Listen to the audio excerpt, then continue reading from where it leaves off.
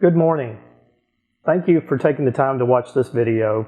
We have been putting together the preparation for school to start in August for the last few weeks, and it's an ongoing challenge to evaluate and look at all the data and communicate on a regular basis with our county, city, state, and national organizations to determine what is best protocols, and as you know, they change often. So we have been in the process of waiting and putting together the best that we can do to safely start school in August. So I want to explain some of that to you this morning. Will not take long. Many of you probably are wondering whether or not to put your kids back in school in August or not. And of course, that's an ongoing conversation that we're having repeatedly. We face both people saying that my child cannot learn in a online learning scenario for the fall, that they did the best they could in the spring, and we understand that. We also recognize that all students have different learning styles, and some will learn much better in a classroom situation than they do in a home type of situation where they're taking the classes all online. Recently, they reported that across Texas that the typical student lost about 45 to 48% of their education last year. And there's always a drop-off of what kids retain through a summertime. So you can imagine what the retention rate is for students who haven't had school since March. And we did our very best when school was not allowed to be open. I think we did an outstanding job. That being said, we want to be able to have two options for families as they get into school this year. And that will be that we're going to continue our online education, and we're going to be offering our traditional classrooms in a classroom setting, knowing that some students need that structure.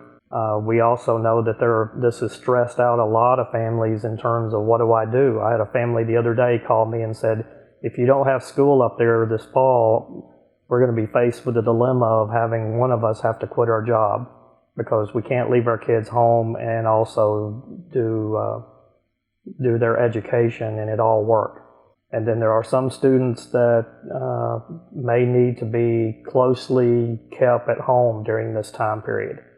It might be from a particular health issue or a compromised immune system, whatever it might be. Everybody has to decide what's best for their family. And so we're here to serve. We're not here to dictate or to say you got to do it this way or not this way. We're just saying you've got the option to either stay home or bring your child to school, just knowing that they've got to follow the protocols that we put in place for everybody's sake. We're trying to look at this from a vantage point of serving the whole community. And so in August, our plan is to start school with the protocols that are listed that you'll be able to see online. And they are varied, but they're also ones where it's going to take everybody's cooperation to adapt to this environment until we have the opportunity to move back into a situation that would be more typically a Northland experience. We are going to follow those rules daily until we see reason to adapt or change to some other protocols. I want to say also that during this coronavirus, it's been one of those things that for us as a staff, we're reminding ourselves daily that we need to trust God for the fact that He is still on the throne. He's still in charge. We have a tendency to start wringing our hands and getting concerned about where this is going to go, but we ultimately need to realize that we serve a God that's bigger and greater than the coronavirus. And so we will be working to pray for our school on a daily basis, and I'm encouraging you to do the same. Pray that we have the wisdom to make the right decisions. Pray that we are following and doing what needs to be done. But most of all, that we're serving you and your families to the best of our ability to trust in Him first. So let's do that from the first day of school, and let's see that we can do this in the best possible way, because it's all about the kids and their education.